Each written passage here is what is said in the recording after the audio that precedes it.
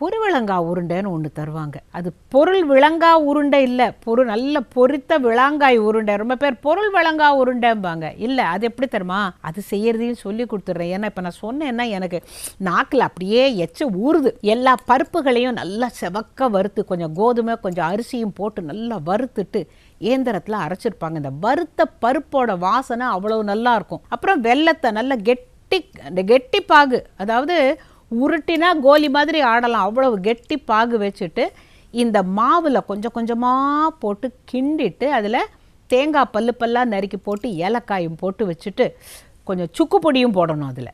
ஏன்னா இந்த பருப்பெல்லாம் ஜீரணம் ஆகணும் இல்லை, இதையும் போட்டு நல்லா ஒரு உருண்டை பண்ணுவாங்க. அது ஆற ஆற ஆற ஆற நம்ம விராட் கோஹ்லியால் தான் அதை அடிக்க முடியும். அவ்வளவு கெட்டியாக கிரிக்கெட் பந்து மாதிரி ஆகிடும்.